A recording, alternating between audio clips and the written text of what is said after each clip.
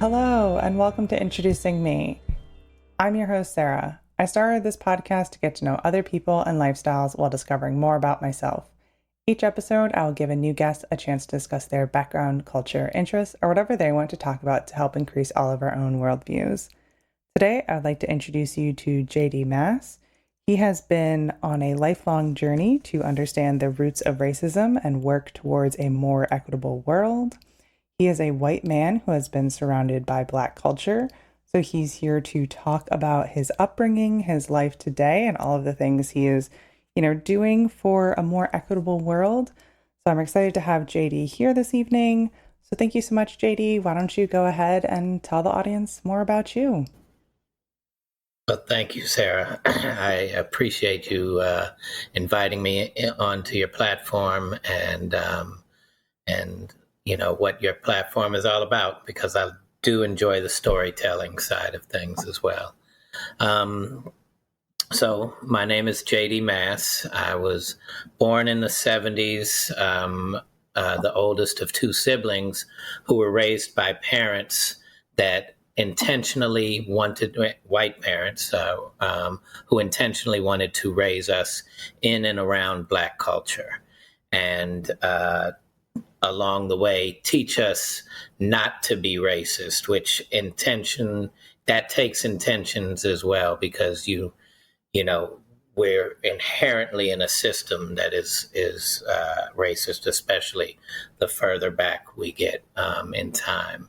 And so growing up, you can see on the cover of the book, but your audience can't see, but this was my prom picture, and of me and my closest friends, and I'm the only person of less melanated skin on the picture. So all of my friends growing up, when I was born in Philly, in an area that they chose because of its diversity, and then they were born and raised in St. Louis and moved back to St. Louis when I was 4 years old, next door to who became my best friends, their family. It was grandmother, aunts and uncles living in the house, mom, and the sons that I was raised around. And, so from the time I was 4 years old, I've had my best friends and their family be my second family, or an extension of my family. And so through that time, having in St. Louis, where it's really segregated, other than the part that I grew up in, which is called University City, the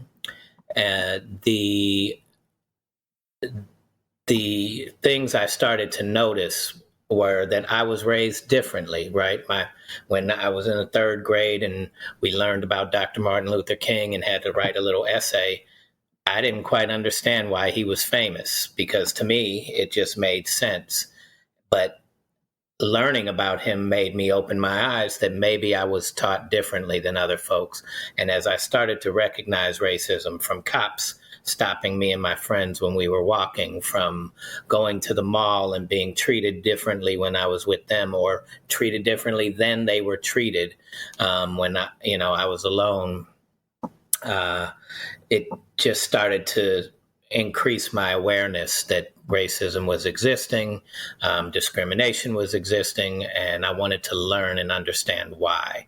It didn't make sense to me. So why has been sort of the leading part of my journey in finding out my purpose work.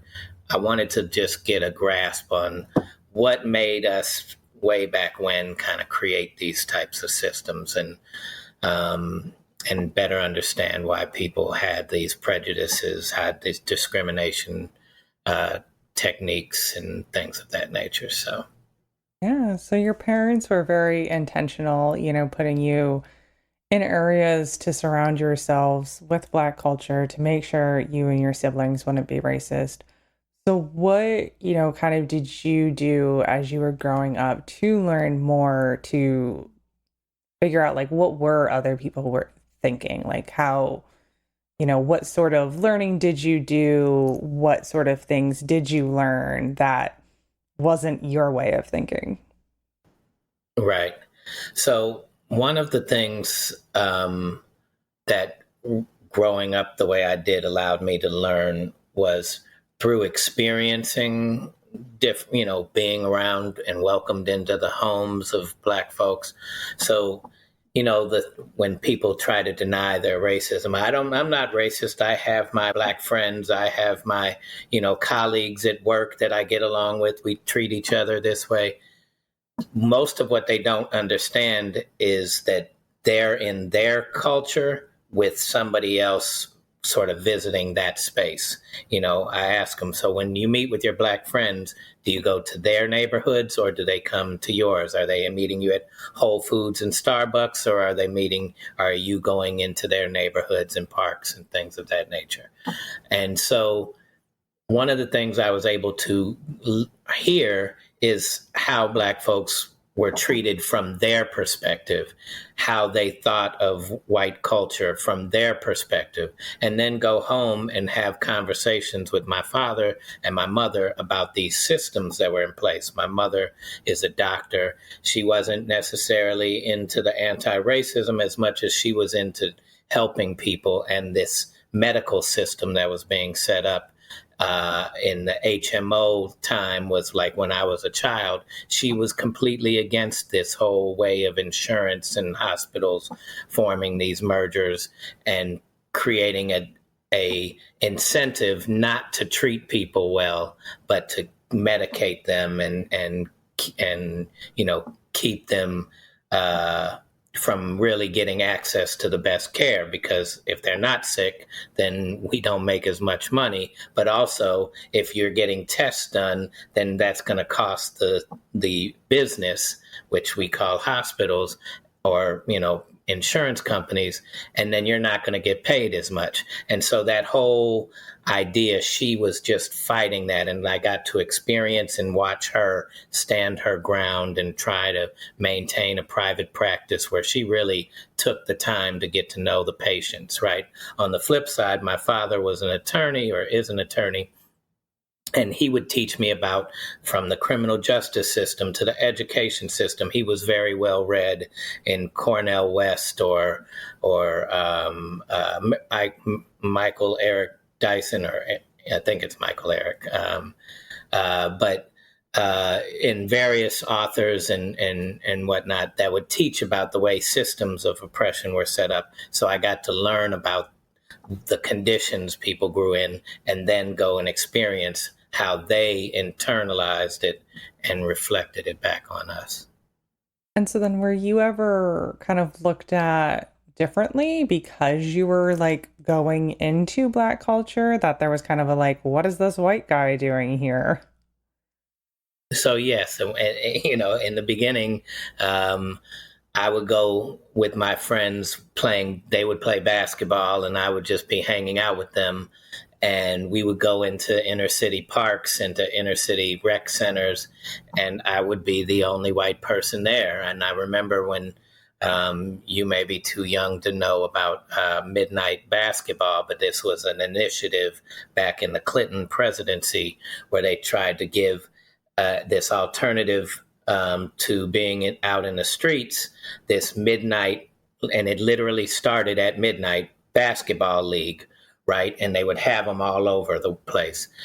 Well, literally, I would be the only white person there 9 times out of 10. And so, yeah, we would get stares. And then somebody from each community would often come and say, okay, you keep showing up. Let me introduce myself. Some others would, oh, there goes the police, or, make fun of me or whatnot. And as long as I took it and accepted it as just being fun, it started to break the ice. But the consistency of me showing up, the fact that my friends stood up for me and vouched for me often helped as well. On the flip side, I would play tennis. I would be around white folks doing that. I would go to my grandparents' country clubs. I would go and experience other things in my synagogue or whatnot. And I would get the opportunity to develop relationships with white children my age. And a lot of the times when they would find out that the majority of my friends are Black, they would get sick when it was time to hang out. And we would no longer have this relationship that was starting to build, right? And so I watched and noticed how uncomfortable they were, or even to the point of being afraid that to even come around and hang out with me at that level. So Definitely an interesting path to be taking as a young kid.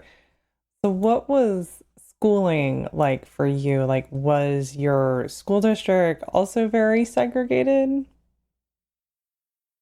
so in University City, the population at the time I grew up was literally about 50-50, with a very small Asian population. So the rest of it was half and half, white and black. However, the school district was 85% black. And so a lot of the white parents were sending their children to private schools or religious schools. The As you got even older, right? So there were two elementary schools that had a predominantly white, or at least a heavily white population. As you got into middle school, it was up in the 90%, and at high school, it was around 93% Black African American. So I was definitely in the minority. And I even watched in there's a book, something about sitting in the cafeteria, but that's how it would be. Most of the white students would sit at those 2 or 3 tables, and everybody else would sit at the other tables. And I would be one of the few white students that were sitting amongst the black folks in the cafeteria. But I had a level of acceptance of them. I didn't necessarily, I definitely speak with the slang in comfort growing up, but I didn't necessarily try to portray myself as not being white. I just accepted who they were, and they accepted who I was, and I felt very welcome.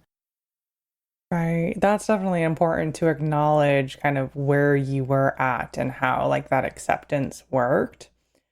So then what was it like post high school for you? A lot of people, sometimes they'll go past high school to like completely different situations and cultures, or they kind of like Right. do the same sort of thing they've been used to. Right. So, Sarah, I had what I call 3 freshman years of college. I was not the most studious person in you know uh, elementary through high school, but I did want to start being studious when I became in college. And I went to Ohio State University, which I do not recommend if you're not a good student and wanting to become a good student to start at the largest school in America, right? And I ended up in the athletic dorm. But what I did notice was I was around a lot more white students, and I got to develop relationships with them. And some of them grew up in kind of racist households. They would use the N-word quite a bit, and yet we still found quite a bit to share in an experience that allowed us to develop good relationships. And over that time, I even witnessed them feeling uncomfortable with how they grew up or how their friends would speak to them when I was around, right? And you could see and feel the change of energy happening over time, because I wasn't trying to force or fight them, right? I was much more interested in fighting the system, but not individual people, because I understood how we grew up differently. And I wasn't going to get along with a lot of the people in my space. But they also got to see me interact with like athletes. The Ohio State football team had quite a few athletes in the dorm, and they took a liking to me. And so they got to see me interact with them. And it was really a great social setting in that standpoint. And like you said, I got to see how students going into college, you're really trying to figure out, who am I going to be as an adult? So some of us take our childhood with us and continue. Others say, okay, that was my childhood. This is going to be different. I'm going to start, becoming this as an adult. And that's that age when you are, learning what that means for yourself. So I could see people going through changes. I could see others that were kind of, more grounded in who they were. And so, yeah, it was a good experience. So that was my first freshman year. But my grades were such, my mother did not want me coming back. And so I had to learn how to get, better at being a student. So what were the other 2 freshman years then? So my second freshman year, I got into some trouble when I came back from college that summer. My friends were starting to get access to guns, and there were some rivalries that were developing that we weren't necessarily trying to be a part of, but felt like we had to protect ourselves. And so at one point there was an incident with a friend's brother where the father of the kid that he got into it with came and got involved, and we had to get involved, and police were called, and my parents weren't used to that, and they put me on punishment. And so I ended up that next freshman year sort of in a night school at what's Webster University here in St. Louis. And that taught me, I was at home. If I wasn't at work or at school, I was at home and I was getting my study skills together. And I eventually ended up going to St. Louis University for the next 4 years, and going through and figuring out that I wanted to be in business and be entrepreneurial. And I took finance, and so that was where I ended up for the next 4 years. So that was my third freshman year. And so then, you decided entrepreneurship, doing finance, but you also at the same time, are passionate about an equitable world. So like, how do those 2 things mix? So when I'm in high school, the malls weren't technologically as advanced as they were today. And so we could go in, the return policy worked a lot better for me than for my friends, right? And I would see this in action. I would see friends who wear a size 13. I'm 5'3", so my shoe size is 9. And, I got friends that are 6'5", and they would come out into the parking lot, hand me shoes that they were not able to return. And I would go back into the mall and I would return them to the same person that denied them 5 minutes ago and get a different pair of shoes. And I saw this work over and over again, to where I took back shoes from size 7 to 13 almost to the same stores regularly and got no problems. And it was very eye-opening and amazing to me. And it sort of set me on this path of, okay, probably can't fight the system from the outside. What if I learn the system from the inside? And in studying finance, I learned about the banking industry. And I really wanted to go into the banking industry, kind of work my way up to the top and see where I could make an influential change, either by, offering loans and teaching people how to get loans for entrepreneurial projects or whatever that was. Well, so my design was, my mission was kind of work my way through the inside. I was hot-headed, so I wasn't going to be a great protester and try and argue points without getting angry and whatnot. So I thought if I went into the system that way, and then I don't know if you've seen the cover of the book, but kneeling next to me is Nelly, whose career started to take off right around the time when I was going into banking and had just finished college. And so when his career took off, he asked me to come help him start up some entrepreneurial projects. Eventually, his career took off so fast that his managers approached me and asked me, could I help them with setting up their company, and I became his business manager as a partner of their management company. And so I started to realize, oh, I can make any phone call and start off and get to whoever I wanted to talk to just by saying, this is Nelly's business manager, JD, right? And so I thought, okay, I can work my way up, develop relationships, and because of Nelly, I will eventually get my chance to make an impact the way I wanted to. Well, through difference in cultures, and your listeners can get the book and learn from um, uh, chapter 5 about my time with him. I recognized that there was a difference in how I would do business, how they would do business, and inside his camp, and it was a struggle at times. And I made my mistakes, not earning the trust that I knew better, and and Nelly certainly had different ways of wanting to manage his businesses than I did, and eventually in 2004 we kind of stopped working together. But I had met through his uncle a community in Israel of expatriate African Americans that left in the 60s to form another way of living. And it was about peace, it was about vegan diet, and it was about health and all of these things, kind of getting back to living a way of caring and sharing for one another, but also caring and sharing for the planet and being one and connected with the planet. And when I saw this community, the level of peace and care for one another, the level of humanity that I experienced in my first trip there, really opened up my eyes. My grandmother went to Israel with me, and she took some time to come see this community, and we were walking through the community, and I had to use the restroom.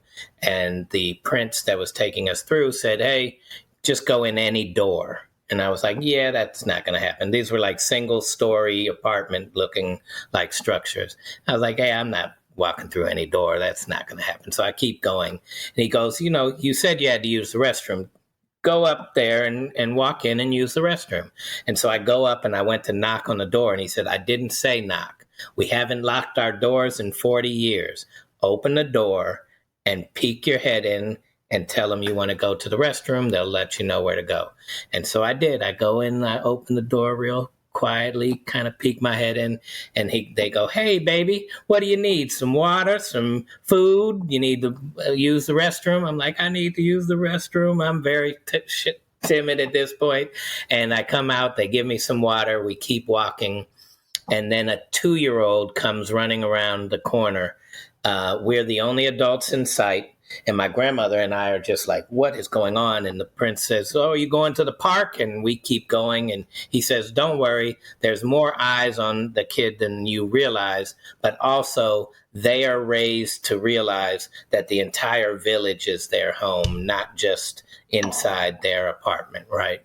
And that was eye-opening. It still brings me goosebumps to speak about it. And I wanted to be a part of that. And so to get involved in learning about that, my sister ended up moving to Israel, met her husband there. They have 3 children. But to see that at the level in which I saw, and wanting to, help spread that type of energy, I had to learn a lot more about how much intentions go into building something different. And that kind of process put me through a change. Yeah, I mean, it's kind of a completely different way of life, it sounds like. Lots of different experiences, to see, just sort of an open community that, is surrounded by peace and acceptance. Yeah. So then, since experiencing those moments, what have you gotten up to? So I worked with them, I think financial struggles in Los Angeles. At this time, I was living in Los Angeles. I moved out there in 2003 when I was with Nelly. And so I worked with them in the vegan food company and positive music works company. And we put on different health fairs and and distributed food to markets. And so I got to still be my entrepreneurial self, but I had to really learn a different way of doing it. About 2011 or 2010, I met my son's mother. My son was 6 years old when I met his mom. And I was, and because of financial reasons, the community in Los Angeles was struggling to stay there. So she and I ended up moving in with each other. And she was this more militant type, aggressive person that really that felt passionate about, wanting some systemic change. And she said to me at one point, "It is great that you love us the way you do. And it is great that you know what you know. But if you don't go over and help your people change, then you're not doing us any good." And I didn't really want to hear that. And I wasn't excited about that idea. And I didn't really know where to go and how to connect. But at the same time, I was going through a doctorate program in organizational psychology, which was teaching me about the intentions of leadership and how something is started, and the energy used to start something, and how that creates a culture and develops into a culture. And I was able to apply that to my initial search for why did racism exist. And so as I'm starting to apply these things and learning the difference, and I've learned the differences in the two cultures, and I'm starting to kind of try and put all this together, Donald Trump ends up winning the presidency. And I hear about this community out in LA called White People for Black Lives. I went, oh, I'm one of those. Let me figure out how to get a part of that. And so I heard about them. They were, supporting Black Lives Matter. And I start to go to their meetings. I want to go to every single meeting I can be a part of, and see how I can be involved. And here's my chance to do exactly what she said, and to put me on the path of, okay, now I can go meet with people who also want change. And what I realized is many of them wanted change, yet they had no experience with Black community. And most of them just were having aha moments, whether it was Michael Brown, Trayvon Martin, some different, murders by the police, or somebody at their work made them realize that they didn't have the same concerns as, their white colleagues did. All of these different things were happening where people were having these aha moments and getting involved in this. And there was still a lack of understanding of, what the other side wants and needs, and we're trying to help them. And so often I would struggle to relate. I would feel like I'm a doctorate talking to a fifth grader, right? And so I was just missing them. And I don't say that to put anybody down. I say that based on experience. I struggled. And eventually I wanted to write my thoughts out, and that's what led me to writing the book. What really spurred, I was not a good writer. My father was my editor throughout my dissertation work. And when I would tell him I want to write a book, he would be like, oh, I'm going to have to edit this whole thing. So, he ended up, he didn't have the greatest belief in me, and I didn't really want to write the book. And I met someone who suggested that they would be a ghostwriter for me, and they were a much better ghost than a writer. And eventually this George Floyd incident happens and murder happens, and George W. Bush says, we need to finally address, the racism of this country and finally put an end to it, kind of thing. I'm paraphrasing. And I got furious. If you wanted to do that, George W. Bush, you have power, you have influence, you could have made that truly a mission of yours, and you could have done something about it. And I had just watched Hillary kind of do her political thing. And so I'm pissed at this point. And I meet a woman who can be an editor for me. And I wanted her to be a ghostwriter. And she was like, nope, this needs to come from you, but I will help guide you along the way. And so we started off with stories about my journey. And in this process, I came up with 7 steps to healing the harms of our culture. Using my organizational psychology, some of the steps that would take us through the change process, I identified 7 steps, and that became, my purpose work from that point forward. And so then what is the title of the book? The book is called Race for What? The subtitle is A White Man's Journey and Guide to Healing Racism from Within.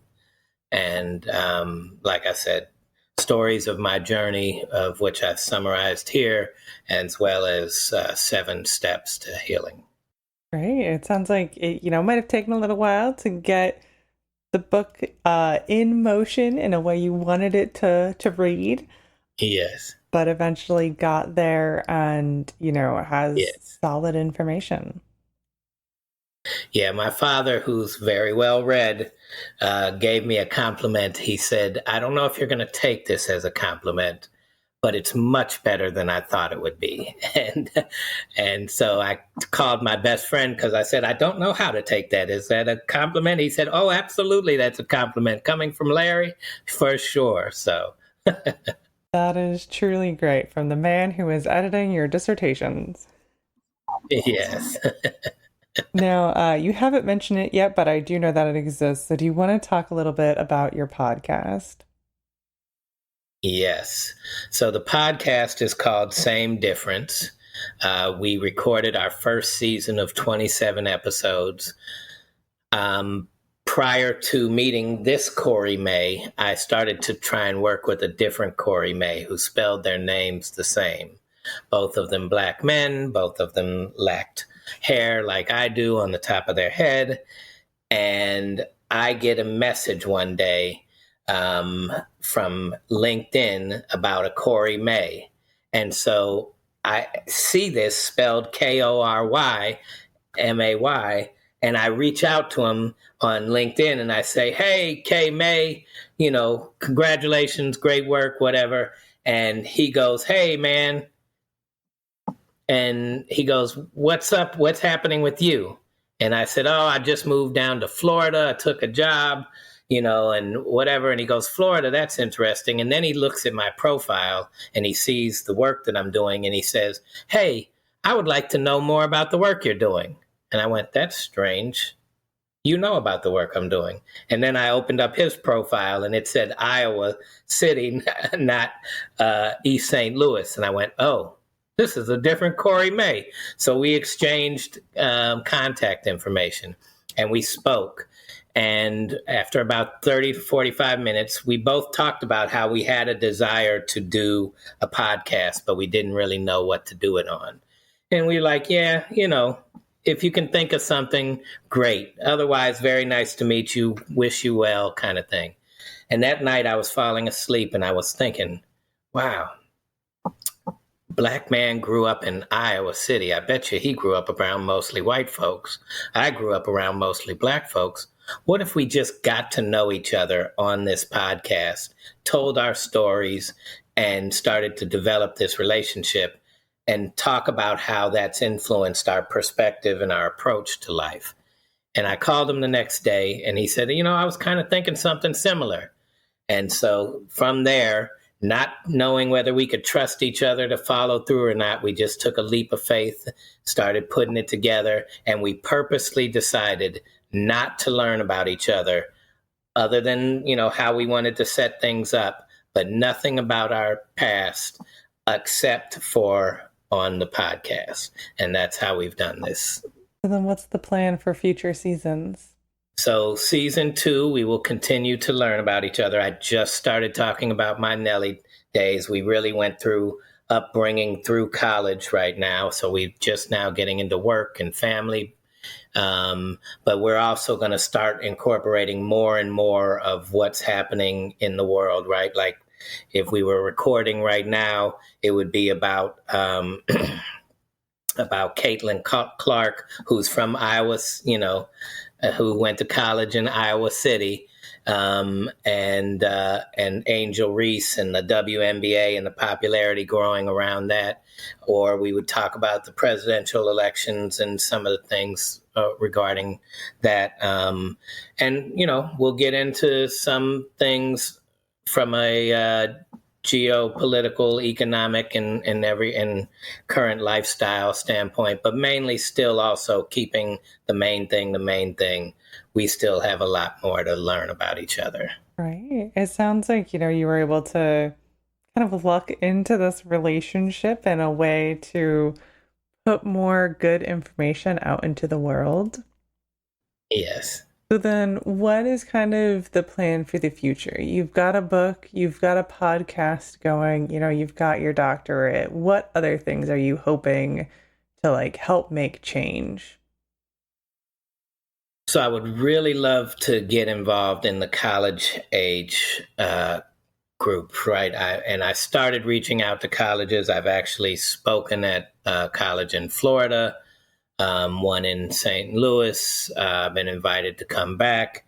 Right now, it's very difficult to get in there. This is too much of a polarizing issue, and there's a lot of fear around them. But the college age student, right, as we spoke about earlier, learning what you want to be as an adult, they're much more open to the 7 steps than some of us old foggy-headed adults that have already developed our ways and vote according to our personal what's best in our personal agendas and whatnot.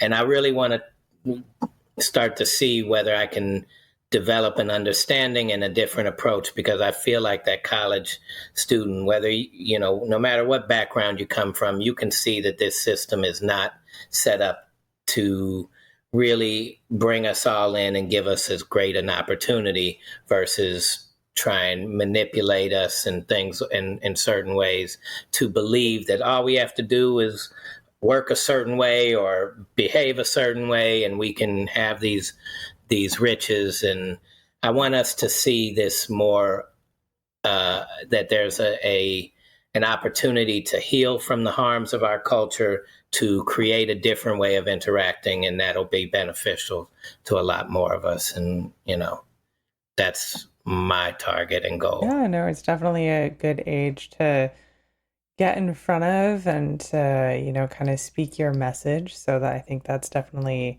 important.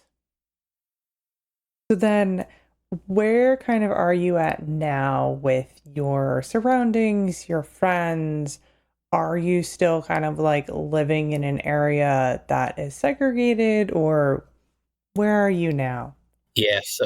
So I still live in St. Louis. It's still pretty segregated. The coming back from Florida, I ended up taking over a space my mother was in, and she had moved quite far away from the area in which I grew up in. So I'm looking to move back into that area soon, and do some more community work, as well as, continue to push to speak to the college age students. But yes, I'm a little further out than I'd like to be. And it's a good experience. Again, all of it's part of my journey to really see, St. Louis is known, especially inside of St. Louis, as sort of this white flight capital. And so as Black folks have moved into the city, white folks moved out to the county. As folks moved out to the county, white folks moved to a different county. And I'm at the far end of that different county where white flight continues to move further and further away.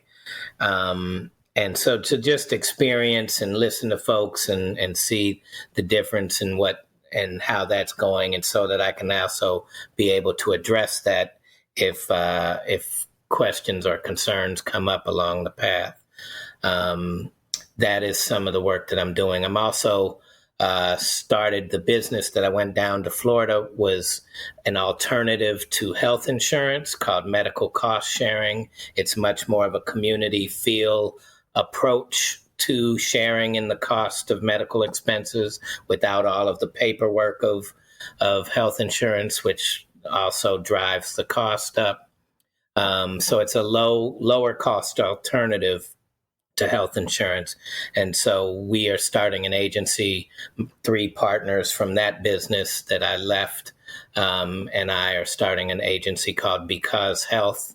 And we're looking at offering that as an alternative to small businesses and individual entrepreneurs and contractors to be able to have the access to healthcare without the exorbitant cost of it. And so that seems to fit along with my mission. And so things that are, about offering an alternative to this lifestyle that actually is more about improving the quality of life. That's where I'm set and what I would love to do. Awesome. And it all started with that intentionality from your parents. So what was, their growing up experience, their experience in white culture and Black culture? So I've asked them this, and they sometimes don't even know what spurred them to want this for their children. But my mother wrote this essay back in school. Her father was a well-to-do lawyer, and they were raised by, a maid, housekeeper, and a gardener that was heavily involved in their upbringing. And they had great relationships with these folks. And my mother's twin brother was killed in a car accident at 15 years old. And she was in the kitchen with her father when the gardener came around the back to enter the house, when all of his friends and colleagues were coming in the front door. Because he was Black, he came through the back, and he was the most hurt by the loss of her brother. And she witnessed her father recognize this and say, you actually feel the loss more than the people that are coming in the front door. Never again should you have to come into the back. You are welcome to come in through the front. And that change and that shift and the relationship that her mom had with them, because her mom was very influential on me as far as, trying not to judge situations before you really get the understanding, seek some real understanding about where folks are coming from, what's leading them to behave certain ways. So she was so open and welcoming as well of all my friends. To see that from that experience and I asked her, and she kind of identified that as a point of wanting something different for her children. My father, he just kind of had this in some of his brothers, whether it was listening to R&B music or whatnot growing up. He just had this idea that he wanted that different, and he went to college and kind of fought for integration at that level. And he was more so on the fighting the system side or changing the system side than having the relationship that actually spurned him to want this for them. But between the two of their stories, that's what led them towards this.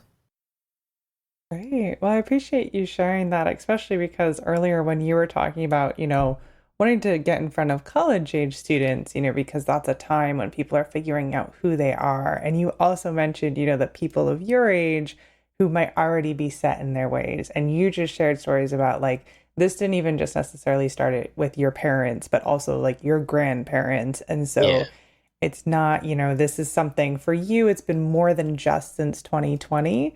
Right. So it's just kind of great to hear that part of your story as well. Yes. Great. Well, before I start to wrap things up, is there anything else you would like to share with the listeners today? Yes.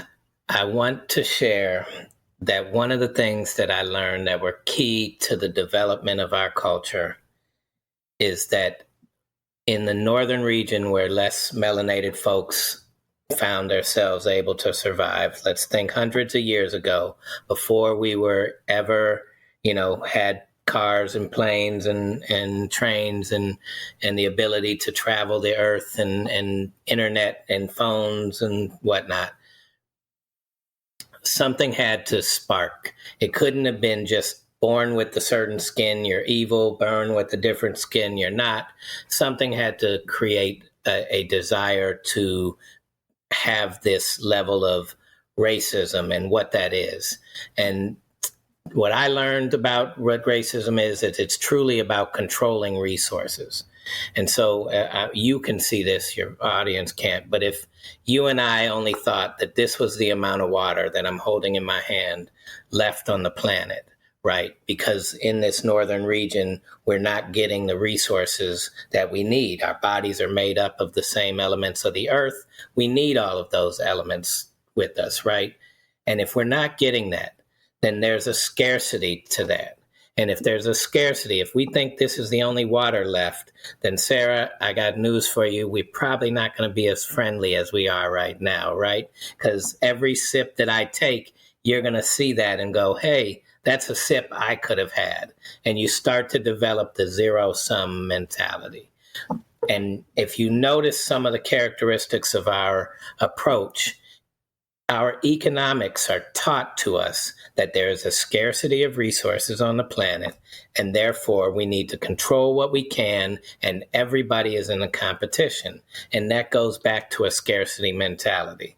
When I experienced going and living with the group in Israel, I learned that that's an abundant way of looking at things. There's more than enough. We can share. We don't have to be threatened by one another. We can all participate, and therefore we can all look out for each other. And that is called a village to raise a child approach. And that's the main difference. It's not about who's good and who's bad, right? We so much get caught up in men versus women, LGBTQ versus straight, like everything is responded in a way that as if we're in a competition, including the term race. And if we just took a step back and said, we don't have to be opposed to one another to have different points of view, perspectives, and enjoy one another's perspectives. There's more than enough for us to all live comfortably if we start to desire that for everybody and recognize that they're also desiring that for us. And so that's what I'll leave you with. A good thing to leave on, a good, message to share there. Some good analogies as well. So I appreciate you sharing all of that. Now, at the end of all my episodes, I do ask my guests a random question. So my question for you today is, what is the most relaxing part of your day? The most relaxing part of my day is when I'm not rushed, when I'm cooking for myself or cooking for my family. Something about the ability to provide nutrition and in a flavorful way, and it's expressive and it's caring and it's all of these different things that should bring peace to us in our lives. And that is my little zone of enjoying, my time. And I'm not the greatest cook as far as like fancy with all these different, but I can saute my vegetables. I can, do my baked goods or whatever I need to, but that part I really enjoy.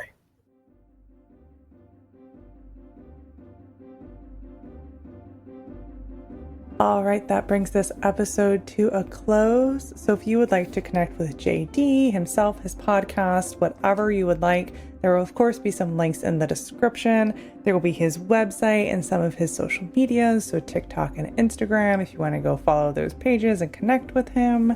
Of course, if you would like to connect with this podcast, our website is in the description as well. It brings you to all of our past episodes, the various guests and their resources. Brings you to our social media. We are on Instagram, Facebook, and LinkedIn. And if you would like to be a guest on the podcast and share your own story, my email is in the description. That is always the best way to reach me.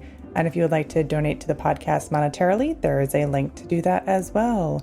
So thank you so much, JD, for spending time with me today, and to my listeners for taking the time out of your day to hear a new story. Until next time, bye. Thank you.